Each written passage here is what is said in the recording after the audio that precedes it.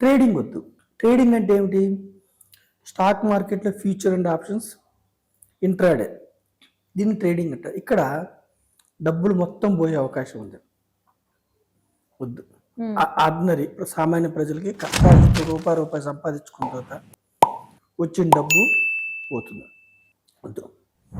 Investment చేయండి. Investment ఎక్కడ చేయమంటున్నామమ్మా? Mind your own business. ఇప్పుడు మనం ఇంతకాలం మన ఉద్యోగం కోసం మనం పని చేస్తున్నాం, మనం ఒకళ్ళ దగ్గర ఎంప్లాయీ చేస్తున్నాం. నెలంతా కష్టపడితే డబ్బు వస్తుంది. ఆ డబ్బుని మీకోసం కష్టపడేలాగా డబ్బుని మీరు మళ్ళీ యూజ్ చేయండి. డబ్బులో ఉన్న మాహత్యం ఏమిటంటే మీ చేతిలోకి వచ్చిన డబ్బుని మీరు ఇన్వెస్ట్ చేస్తే మళ్ళీ మీకోసం పనిచేస్తారు. ఇన్వెస్ట్మెంట్ ఎక్కడ చేయమంటున్నామంటే కంపెనీస్లో ఓనర్స్ అవ్వమంటున్నాం. మన భారతదేశం మనకి ఇచ్చిన అవకాశం ఏంటంటే పబ్లిక్ లిమిటెడ్ కంపెనీస్ ఓనర్స్ అవ్వచ్చు. ఓకేనమ్మా?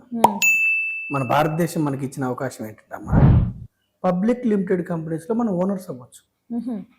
మనం పెద్ద పెద్ద బ్యాంక్స్లో ఓనర్స్ అవ్వచ్చు, పెద్ద పెద్ద సాఫ్ట్వేర్ కంపెనీస్లో ఓనర్ అవ్వచ్చు, పెద్ద పెద్ద హాస్పిటల్స్లో ఓనర్ అవ్వచ్చు.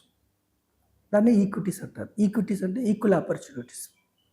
ఎవరైనా జెండర్ డిఫరెన్స్ ఉండదు, మరి మనకి ప్రాంతం డిఫరెన్స్ ఉండదు, ఏ డిఫరెన్స్ ఉండదు, అనారోగ్యం ఆరోగ్యవంతుడు ఏది ఉండదు.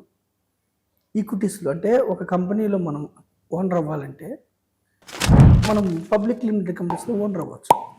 ఓనర్ అయితే ఏమిటి మనకి బెనిఫిట్ అంటే ఆ కంపెనీస్కి లాభాలు వస్తే మన యొక్క కంపెనీ విలువ పెరుగుతుంది, మనం కొనుక్కున్న షేర్ వాల్యూ పెరుగుతుంది. కంపెనీస్కి నష్టాలు వస్తే మన డబ్బు తగ్గుతుంది. ఇక్కడ గ్యారెంటీ ఉండదు.